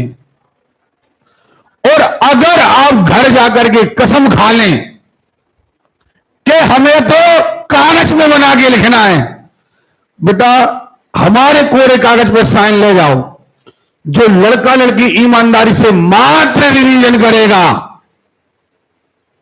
मात्र रिवीजन कि हमें हर 2-3 दिन में शुरुआत से रिवाइज, हमें गारंटी है कि तुम्हें चुनना पड़ेगा कि हम किस विभाग में जाएं। सुन रहे हो? और अगर आप घर में, और रिवीजन कितना यार, अभी आपको आधा घंटा दे दिया जाएगा, पूरा नोट्स पढ़ लोगे आप, लेकिन पढ़ने वाला नहीं, केवल रीडिंग में कुछ नहीं रखो। सुन रहे हो? केवल रीडिंग में नक्शा दिमाग में होना चाहिए। सुन रहे हो? आज जाकर के जहां तक हिस्ट्री पढ़ाई है, 2 होमवर्क लिखो आप। पहला होमवर्क, ब्याज के सारे सवाल जहां तक हमने पढ़ाए हैं, हम आपके कोरे पन्नों में देखेंगे और गेट के अंदर होने के पहले वो पन्ने हम जमा करेंगे। सुन रहे हो? होमवर्क लिख लिया? और दूसरा होमवर्क है, आप जहां तक हमने हिस्ट्री पढ़ाई है वहां तक ओरली याद होना चाहिए, कौन वंश पहले, फिर कौन सा अंतिम राजा, कौन ने हत्या करी। सुन रहे हो? फिर शिशुनाग वंश आया, फिर नंद वंश आया, फिर घनानंद आया, फिर मौर्य वंश आया, बीच में सिकंदर आया, मौर्य वंश में चंद्रगुप्त मौर्य आया, फिर बिंदु सार आया, फिर अशोक आया, फिर और भी राजा आए, लेकिन अंतिम राजा बृहद्रथ आया। बृहद्रथ के बाद 2 भागों में बट गया भारत, एक देशी और एक देशी में कौन कौन आया? शुंग वंश आया, नहीं आया, फिर कंड वंश आया, फिर सातवाहन, फिर आया है। मेन वंशों के मेन राजा याद करना है।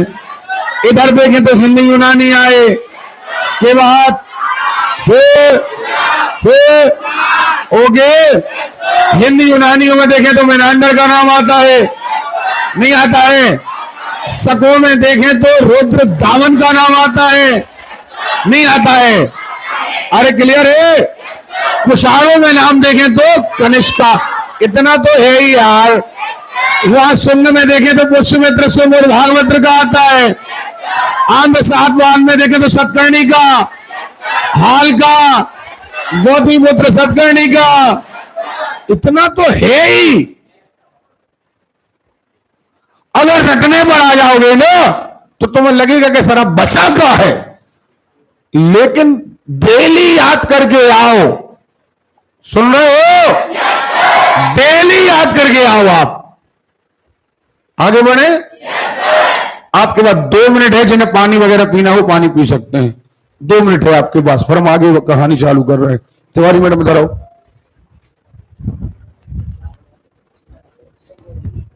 जल्दी, जिनको पानी पीना पानी पी करके आए वापस। 2 मिनट है मात्र आपके पास।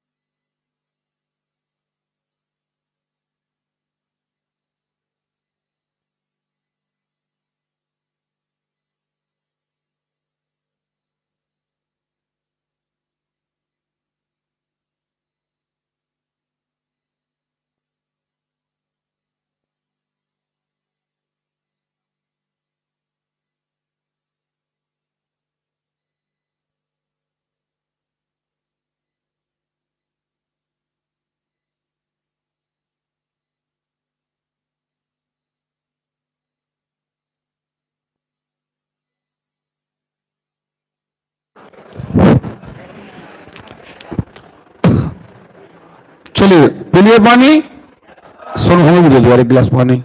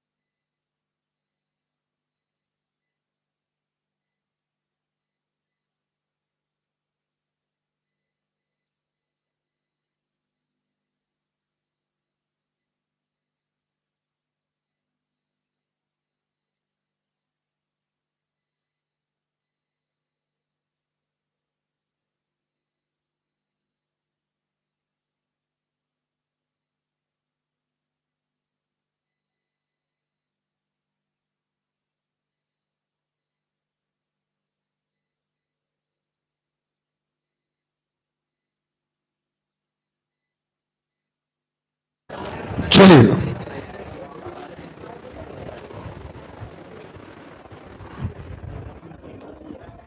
अभी भी ये घर में आप लोग 3 महीने के लिए सारे काम भूल जाइए, केवल और केवल घर में आपको पढ़ना है।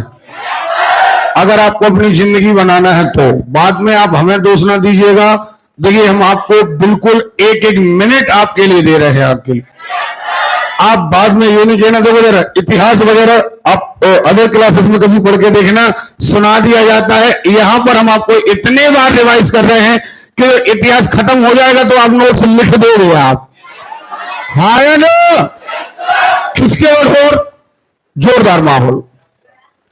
ओके, अब एक तरफ चल रहे हैं ब्राह्मण वंश, एक तरफ विदेशी वंश हैं।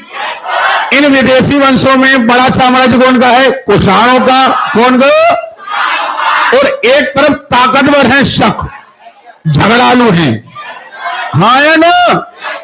अब इतिहास में अब कुषाण ताकतवर हो गए हैं, बड़ा साम्राज्य हो गया है। कनिष्क आए, कनिष्क के और वंशज आए।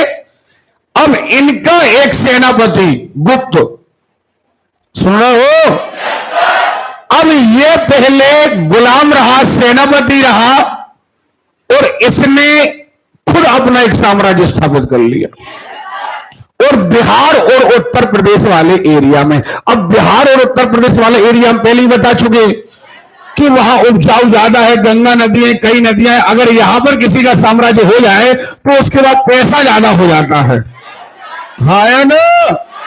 पैसा ज्यादा, सेना बड़ी, सेना बड़ी, साम्राज्य ज्यादा, साम्राज्य ज्यादा, तो फिर लॉन्ग टाइम तक शासन करेगा। और यही मौका किनको मिल गया? गुप्त वंश को। किसको? तो मौर्य साम्राज्य के बाद डायरेक्ट गुप्त वंश आ रहा है जो लॉन्ग टाइम शासन और बड़े राज्य पर शासन करेगा। अब जो गुप्त वंश आएगा, बड़े राज्य पर शासन करेगा, बड़ा साम्राज्य होगा, पैसा ज्यादा होगा, छोटे मोटे राजा लड़ेंगे नहीं, तो निश्चित तौर पर है मंदिरों का निर्माण होगा, गुफाओं का निर्माण होगा, शैल चित्रों का निर्माण होगा, ग्रंथों का निर्माण होगा। हाँ या ना? अतः इस काल में बहुत कुछ शांति रहेगी। सुन रहे हो? अतः मौर्य काल के बाद, अब मौर्य फिर भी युद्ध में विजयी रहे, मौर्य फिर भी युद्ध में, क्योंकि अशोक ने भी युद्ध करे हैं। लेकिन पहला वंश आएगा गुप्त वंश, जिसे इतने युद्ध करने की आवश्यकता नहीं होगी। उसके कारण एक है, क्योंकि इतिहास में राजा भी अब कौन से हैं? छोटे मोटे। हाँ या ना? ज्यादा बड़े राजा नहीं है, तो ज्यादा बड़े युद्धों की आवश्यकता नहीं है। उस समय तो सिकंदर था। हाँ या ना? 16 महाजनपद थे, उन्हें जीतना बड़ा कठिन था। तो ऐसी बातें थी। लेकिन अब जब जब तक गुप्त साम्राज्य को जगह मिलेगी तब तो छोटे मोटे राजा रहेंगे। अतः इतिहास में पहली बार युद्धों का एक शांति काल आएगा। मन बहुत ज्यादा युद्ध होंगे लेकिन इतने ज्यादा नहीं होंगे। साहित्य की रचनाएं ज्यादा होंगी, मंदिर के निर्माण ज्यादा होंगे, विद्वान ज्यादा मिलेंगे, उन्हें ज्यादा आश्रय देंगे राजा, पैसा ज्यादा देंगे। सुन रहे हो? अतः इतिहास में पहला समय आया है जिसे हम स्वर्ण काल कह सकते हैं। सुन रहे हो? तो इतिहास का पहला स्वर्ण काल कौन आएगा? गुप्त साम्राज्य। क्या आएगा? अब प्रश्न वही आया कि सर आपने मौर्य साम्राज्य को क्यों नहीं कहा? क्योंकि मौर्य फिर भी युद्ध में बिजी रहे। सुन रहे हो? अतः वे अपने साम्राज्य को बचाने में लगे रहे, फैलाने में लगे रहे।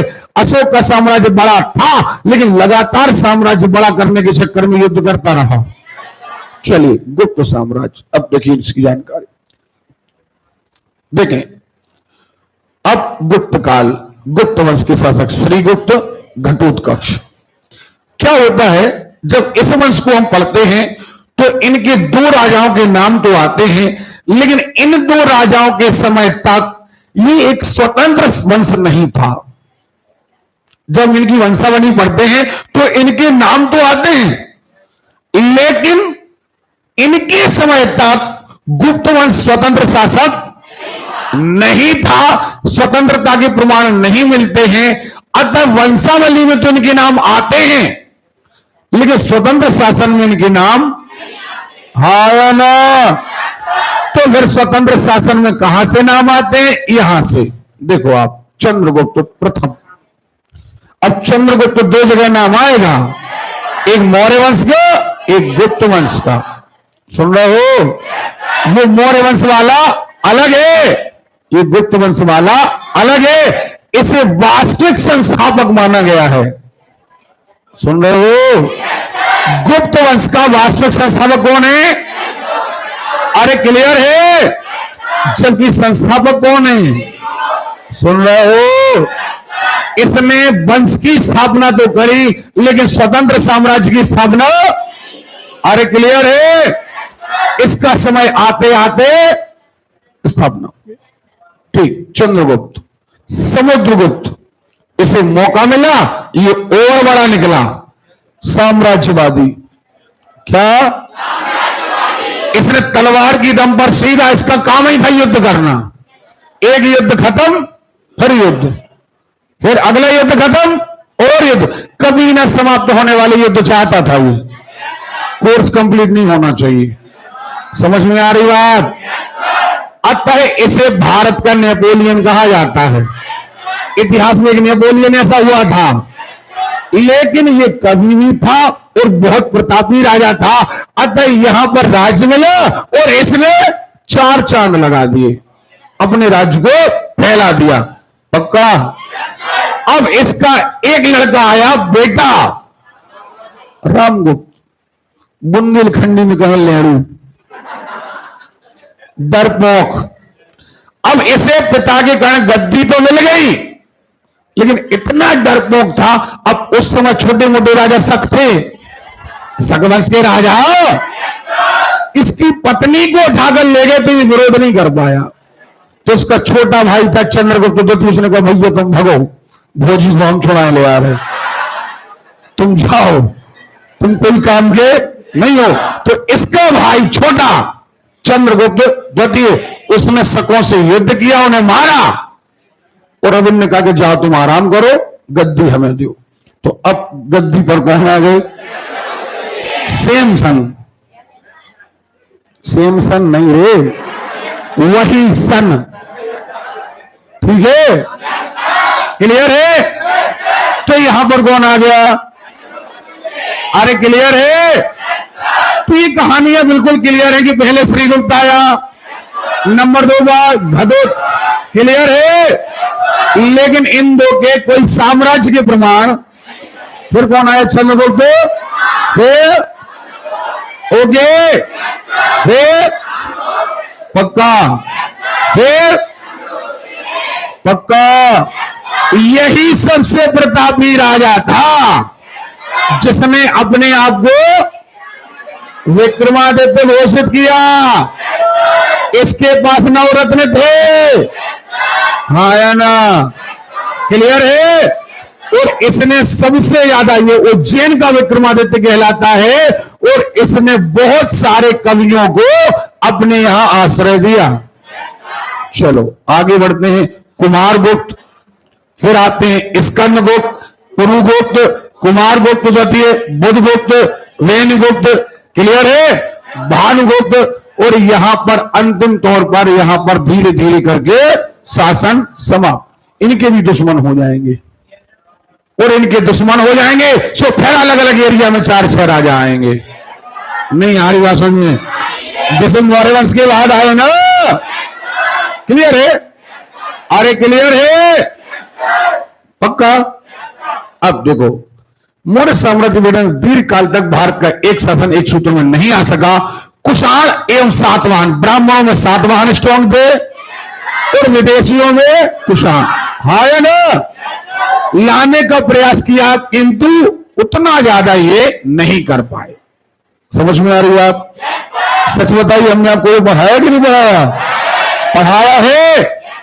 देखें, इसी राजनीति का सामना करने के लिए मुख्य रूप से 3वीं शताब्दी में भारत के 3 कोनों में 3 राजवंश आए। पश्चिम भाग में नागशक्ति, दक्कन में वाकाटक, और पूर्वी भारत में कौन आए? गुप्त। पूर्वी भारत, पूरब की ओर, बिहार, उत्तर प्रदेश, ये वाला एरिया। और इनकी शक्ति, चूंकि मगध वाला एरिया था, तो इनकी शक्ति लगातार इनकी लगातार शक्ति बढ़ती गई। अब देखें, संबद्ध गुप्त शासकों के लिए बिहार की अपेक्षा उत्तर प्रदेश अधिक महत्व वाला था। मुद्राएं अभिलेख इसी से प्राप्त होते हैं। संबद्ध गुप्त पहले कुषाणों के सामंत थे। सामंत यानी उनके अंडर में रहने वाले राजा। सुन रहे हो? धीरे धीरे करके इनने अपने आप को स्वतंत्र कर लिया। ये हिंदू धर्म को मानते थे, और हिंदू धर्म में खास तौर पर भागवत धर्म। कौन सा धर्म? आवाज नहीं आ रही है? ये भागवत धर्म को मानते थे। अतः इनने, राजाओं ने अपने आप को एक उपाधि दी, परम भागवत। क्या? एक प्रश्न और क्लियर हो गया है? परम भागवत किन्हें कहा जाता है? गुप्त वंश के राजाओं को। किसको? जबकि भागवत धर्म की स्थापना कब हो गई? पुष्यमित्र शुंग के समय। अब ये भागवत धर्म मान रहे हैं, इसीलिए इनका राजकीय चिन्ह गरुड़ है। याद रखना, पुष्यमित्र शुंग के समय गरुड़ स्तंभ जरूर बना, लेकिन उसका राजकीय चिन्ह गरुड़ नहीं था।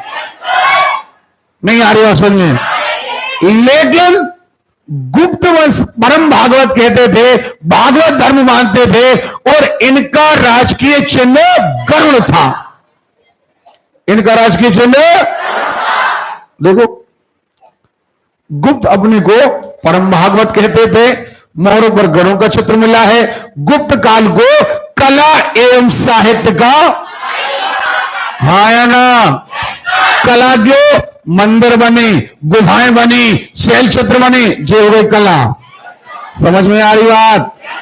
इसके पहले इतिहास में तुमने कहीं नहीं सुना इस राजा ने मंदिर बनवाया। अभी तक जहां तक आप इतिहास पढ़ चुके हो, वहां तक के इतिहास में कहीं सुना आपने? बहुत ज्यादा मंदिर, गुफाएं वगैरह सुनी क्या? मात्र एक स्तूप का नाम आया है, एक भरोट और एक सांची, हाँ या ना? लेकिन सबसे ज्यादा निर्माण कब हुए? गुप्त काल में, हाँ या ना? सबसे ज्यादा रचनाएं कब हुई? गुप्त काल में। इसलिए इसे साहित्य और कला का, क्लियर है? जिन्होंने पहली बार से क्लास से पढ़ी उन्हें याद होता जा रहा होगा। देखिए, गुप्त साम्राज्य के संस्थापक श्रीगुप्त था, लेकिन वास्तविक संस्थापक चंद्रगुप्त। अरे क्लियर है? देखिए, महाराज की, अच्छा एक बात और है, गुप्त वंश में महाराज महाधीराज, क्या? महाराज महाधीराज और परम भागवत, क्या? ये 3 उपाधियां वेरी वेरी मोस्ट इंपोर्टेंट थी। कौन कौन? महाराज, महाधीराज क्लियर है? और अब जब राजा फ्री हो जाते हैं तो फिर वही बात, उपाधियां, अब उपाधि धारण कर रहे हैं। इसके बाद इसका पुत्र घटोत्कच महाराज की उपाधि, परंतु गुप्त वंशावली में प्रथम शासक के रूप में चंद्रगुप्त प्रथम का नाम मिलता है, अतः ये वास्तविक संस्थापक माना जाता है। हमने दोनों क्वेश्चन कर दिए आपके लिए, हाँ या ना? क्लियर है? अब देखिए इसके 319 ईस्वी में गुप्त संवत चलाया, ये गद्दी पर बैठा 319 में, गद्दी पर कब बैठा? अतः यहां से गुप्त संवत 3 संवत मिल गए हमें। एक 58 ईस्वी में विक्रम संवत, 58 ईस्वी में, हाँ या ना? 78 ईस्वी में शक संवत और 319 में गुप्त संवत। नहीं मिल गया? लोग कहते हैं कि सर रटने में दिक्कत है, कहीं अगर आपने कंटिन्यू पढ़ा है, आप सिकंदर के बारे में, सिकंदर का जन्म क्या 356 ईसा पूर्व, सिकंदर की मृत्यु 323 ईसा पूर्व, हाँ ना? पक्का? चंद्रगुप्त मौर्य कब गद्दी पर बैठा? 300। क्लियर है? सिकंदर ने भारत पर आक्रमण कब किया? 326 ईसा पूर्व। चंद्रगुप्त मौर्य का जन्म कब हुआ? 343। अरे क्लियर है? अच्छा, भगवान बुद्ध का जन्म 540 कि 563? पक्का? और महावीर का जन्म 500? अरे क्लियर है? सारी चीजें क्लियर है। अगर आप धर्म में स्टडी करते हैं तो सारी चीजें क्लियर हैं। और एक बात, इतने पुराने इतिहास में 1-2 साल का अंतर आता है, इसे लगभग माना जाता है। सुन रहे हो? इसे गलत नहीं, लगभग माना जाता है। समझ में आ रही बात? चंद्रगुप्त प्रथम वास्तविक संस्थापक, गुप्त संवत चलाया, महाधिराज, देखो महाराज, अब जब तक स्वतंत्र नहीं थे सो महाराज, श्रीगुप्त स्वतंत्र नहीं था, घटोत्कच स्वतंत्र सो महाराज, तो जो क्या हो गए? महाधिराज। क्लियर है? चलो आगे, राजधानी पाटलिपुत्र में हो रहा कब्जा। क्लियर है? अब कौन आ गए? भैया सबसे प्रतापी राजा है, युद्धों का प्रेमी है, ये एक कवि भी है। पता कैसे चला? क्योंकि इसकी मुद्रा पर ये बीना बजाते हुए इसकी फोटो आई है। अब ये फोटो तो आदमी वही उतरवाता है, वही छपवाता है जिसका वो प्रेमी होता है, हाँ या ना? अब उसको लगा होगा हमारी एक सेल्फी ले लो, उस समय सेल्फी नहीं चलती थी, तो उसने कहा हुआ कि मुद्रा पर टांक दो। समझ में आ रही है आप? क्लियर है? कुछ लोगों को मैंने देखा, इतिहास पढ़ाते हैं, यहां फोटो लगा देते हैं, चंद्रगुप्त मौर्य ये है। उस समय कब कैमरा था? किसको पता चंद्रगुप्त मौर्य ऐसा था? अब पत्थर पे किसकी फोटो सही आती है? अगर कोई पत्थर को बनाए तो किसकी फोटो सही आती है? नहीं आती है। तो यही थोड़ा सा लुभावना कई बार ऐसा होता है कि जब लोग ओवर कॉन्फिडेंस में पढ़ाने का प्रयास करते हैं, जैसे अशोक। अब अशोक के समय कैमरा था क्या? किसके पास फोटो है अशोक की? अब लोग पढ़ाते समय अशोक की फोटो लगा देते हैं, है ना? तो ये सारी चीजें आपको पता होना चाहिए कि उस समय ये साधन नहीं थे। ओके? देखें, समुद्रगुप्त आक्रमणकारी हो, नहीं बताया हमने, नहीं बताया है। लगातार युद्ध करना है इसे, एक को जीता, फिर आक्रमण, फिर जीता। सुन रहे हो? पक्का? क्लियर है? दरबारी कवि वेरी वेरी मोस्ट इंपोर्टेंट, इसका दरबारी कवि कौन है? क्लियर है? हरिशेन। सुन रहे हो? अभी मिले थे हम ऐसो घोष, कौन के दरबार में? नहीं मिले थे? मिले थे नागार्जुन, वसुमित्र, चरक, जीवक, कौन? क्लियर है? राधा गुप्त, अशोक, अशोक के प्रधानमंत्री का नाम था राधा गुप्त। सुन रहे हो? प्रयाग प्रशस्ति से हरिसेन ने की थी। देखें, समुद्रगुप्त को जानकारी मिलती है कि उसने अनेक अश्वमेध यज्ञ किया, ठीक है, पृथ्वी को बांधने का प्रयास किया। अच्छा, एक बात और, ये युद्ध का प्रेमी था, पहली बात, कवि था, दूसरी बात, और तीसरा अपने आप को ईश्वर का प्रतिनिधि मानता था। इसका कहना था कि राजा का नंबर सीधा ईश्वर के बाद है, यानी ईश्वर का प्रतिनिधि धरती पर कौन होता है? अरे क्लियर है? अतः इसने अपने आप को ईश्वर का प्रतिनिधि। अब इतिहास में कई राजा आएंगे जो अपने आप को ईश्वर का प्रतिनिधि कहेंगे। बलबन कहेगा दिल्ली सल्तनत में। लेकिन प्रश्न आता है कि इतिहास में सबसे पहले वह राजा जो अपने आप को ईश्वर का प्रतिनिधि कहता था, कौन? क्लियर है? देखें, यह चंद्रगुप्त प्रथम का उत्तराधिकारी था, एक अद्वितीय विजेता था, यह कभी नहीं हारा। अतः इसे भारत का सिक्कों पर वीणा बजाते हुए अच्छा कवि भी था। कई जगह इसका वर्णन कविराज, इसने एक उपाधि धारण करी थी, कविराज। क्यों? क्लियर है? देखो, पराक्रम, देखो, अश्वमेध यज्ञ कराता था और पराक्रम, सबसे पराक्रमी राजा अपने आप को घोषित किया उसने। समझ में आ रही बात?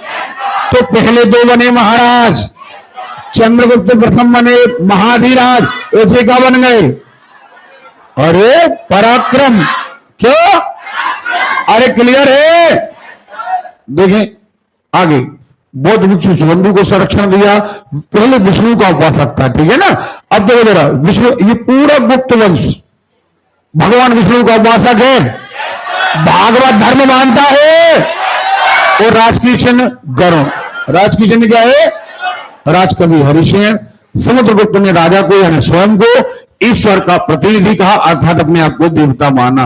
देखो, समुद्रगुप्त के बाद उसका पुत्र रामगुप्त शासक बना, परंतु वह बहुत डरपोक था और शकों से डरता था। एक कहानी का विवरण आता है कि शकों ने इसके महल पर आक्रमण किया और उसकी पत्नी को उठाकर ले गए, तो ये विरोध तक ना कर सका। युद्ध तो दूर की बात है। समझ में आ रही बात?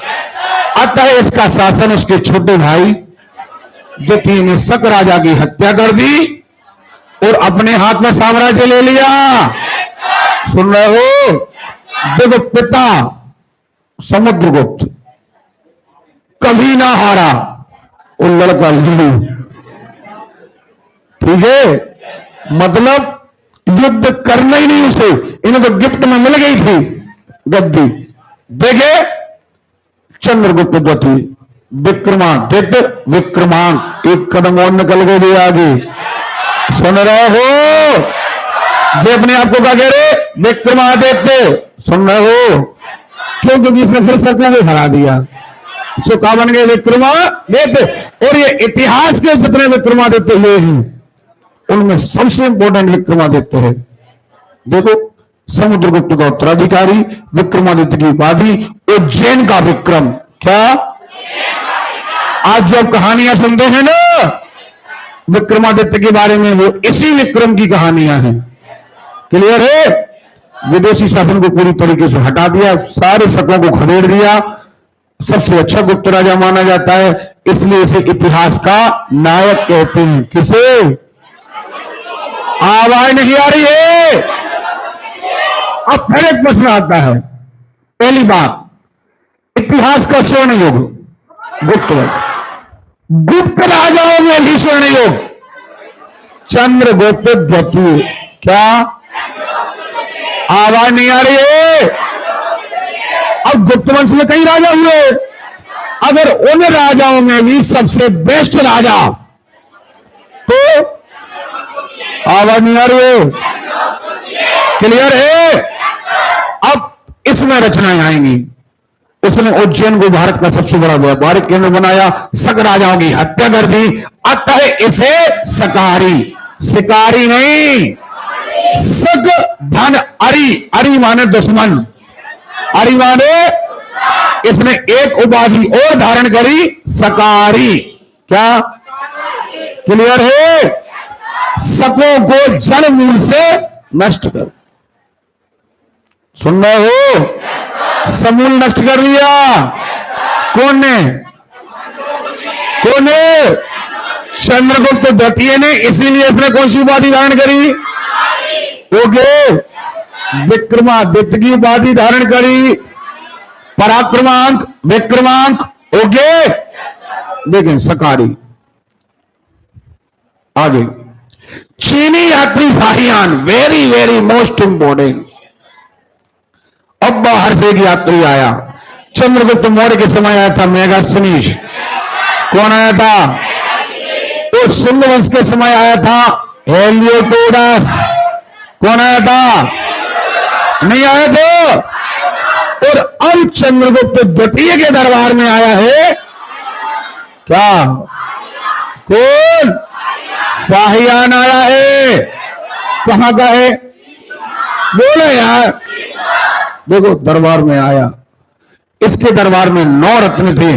कौन कौन? कालिदास, अमरदास, शंकु, धनवंतरी। देखो ये धनवंतरी है। इसके पहले थे पतंजलि।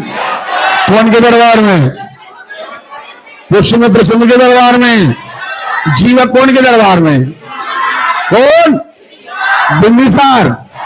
जीवक, बिंबिसार और पतंजलि, चरक। मजा नहीं आ रहा। ओके, चरक कौन के दरबार में? कनस्क के।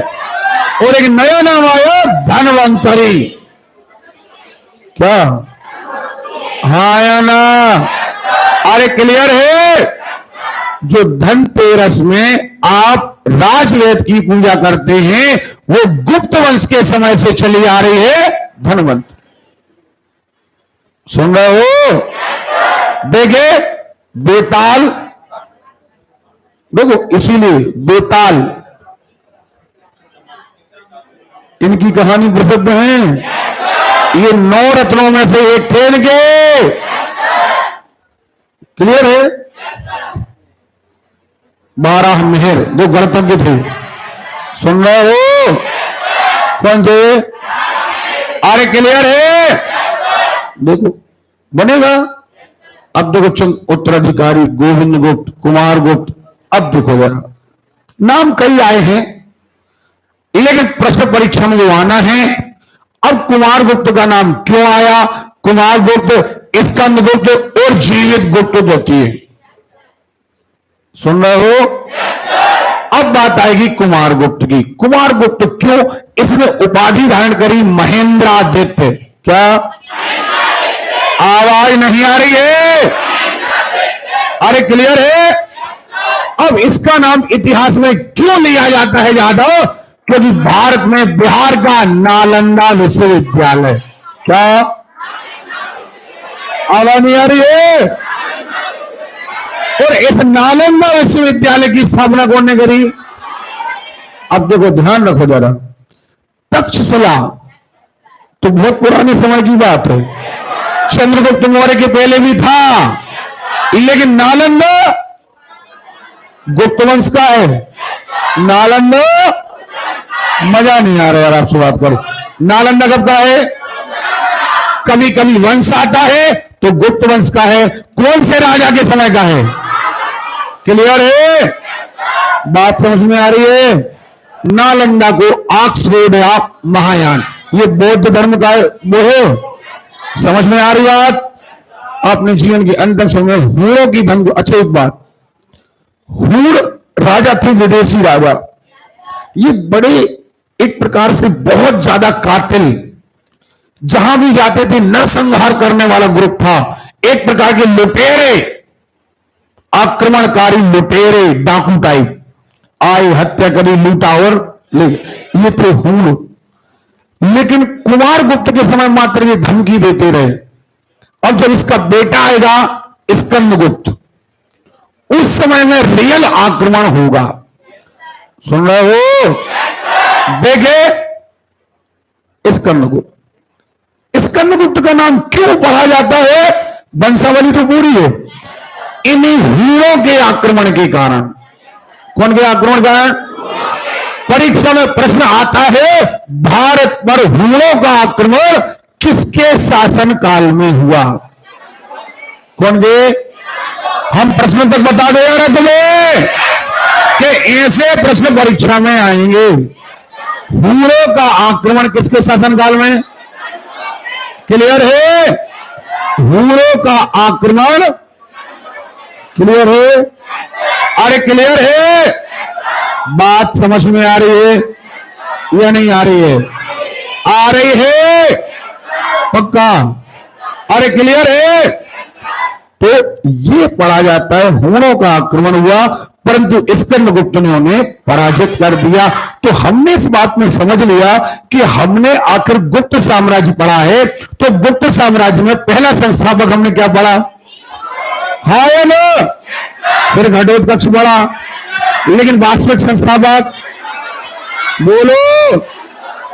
और प्रतापी राजा पढ़ा है समुद्र, ईश्वर का प्रतिनिधि कह रहा है, कभी ना समाप्त होने वाले युद्ध लड़ रहा है, भारत का नेपोलियन है, बीना बजा रहा है। हाँ या ना? इसका बेटा कौन आया? क्या दर्पण है? फिर कौन आ गया? अरे क्लियर है? तो चंद्रगुप्त द्वितीय ने शासन संभाला, नौ रत्न है, ये उज्जैन का विक्रम है, अपने आप को पराक्रम कहता है। समझ में आ रही बात? और अब सीधा हमने क्या पढ़ा? कुमार गुप्त। इसके पहले नालंदा विश्वविद्यालय, और नालंदा कुमार गुप्त के समय धमकियां आई। कुमार गुप्त के समय, अरे क्लियर है? लेकिन हमला किस समय हो गया? बोले यार, क्लियर है? कौन का? हीरों का। कौन का? लेकिन स्कंदगुप्त ने उन्हें, देखिए, हीरों पर विजय सबसे महत्वपूर्ण कार्य था। जीवित गुप्त अंतिम शासक था और इसकी हत्या इसी के सामंतों ने कर दी। राजा बड़ा था, इसके कई सामंत थे, इनके सामंतों में से किसी एक ने किसकी हत्या कर दी और यहां से गुप्त वंश समाप्त हो गया। अब है उनके नाती पोता टाइप छोटे छोटे शासन करेंगे, लेकिन मेन वंश आप फिर छोटे छोटे बढ़ जाएंगे पक्का। अभी लेकिन गुप्त वंश समाप्त नहीं हुआ। अभी गुप्त वंश में अपन को पढ़ना है कि जब इसमें स्थापत्य कला का स्वर्ण युग कहा तो निर्माण किस किस चीज का हुआ, और अगर हमने साहित्य कला का स्वर्ण युग कहा तो साहित्य में क्या क्या लिखा। यह प्रश्न परीक्षा में आता है। एक बार हम आगे पढ़ाएं, इसके पहले आप जरा पूरा का पूरा गुप्त साम्राज्य पढ़ो जल्दी। अच्छा एक बात ये जरा और देख लो, चीजें वैष्णव धर्म के अनुयायी थे, मंदिर बनाने की कला का प्रारंभ कहां हुआ? याद रखना, मूर्ति बनाना शुरू हो गई थी कब? कनिष्क के समय। हाँ या ना? तो मंदिर बनाने की कला गुप्त। सबसे ज्यादा मंदिर कहां बने? गुप्त काल में बने हैं। देखो और देखो, गुप्त काल को कला साहित्य का स्वर्ण युग, संस्कृत का स्वर्ण युग भी। अब संस्कृत का स्वर्ण युग क्यों? क्योंकि संस्कृत के महान कवि कालिदास, संस्कृत के महान कवि। अरे क्लियर है? बात समझ में आ रही है? अरे क्लियर है? तो यहां पर कालिदास हुए। कालिदास दुनिया के महाकवि कहलाते हैं, जिन्हें कहा जाता है कि इनके बराबर विद्वान कोई नहीं। और जब ये विद्वान नहीं बने थे तो उस समय एक कथा प्रचलित थी कि दुनिया का सबसे बड़ा मूर्ख कालिदास, और एक ही आदमी ने दुनिया के सबसे बड़े मूर्ख से दुनिया के सबसे बड़े विद्वान का सफर तय कर लिया, और इसके बीच में थी उसकी मेहनत और लगन। यानी इसमें अगर आप इतिहास में जाएं तो आपको एक शिक्षा मिलती है कि अगर हम दुनिया के सबसे बड़े मूर्ख भी क्यों ना हो, लेकिन अगर हम ठान लें, सुन रहे हो, अगर हम ठान लें तो दुनिया के सबसे बड़े विद्वान बन सकते हैं। और आप तो बन ही सकते हो, है ना, इसलिए मेहनत करना है आपको, ठीक है। चलिए, गुप्त शासकों की धार्मिक उपाधि बता दो, ऐसी कोई बात जो हमने ना बताई हो। अरे बोलो यार, पक्का। चलो, सुदर्शन झील सारी कहानी पता है, नहीं पता? सुदर्शन झील का निर्माण कौन मौर्य? कौन सा मौर्य? नहरें कौन ने निकलवाई? जीर्णोद्धार कौन लेकर आया? रुद्र दामन ने।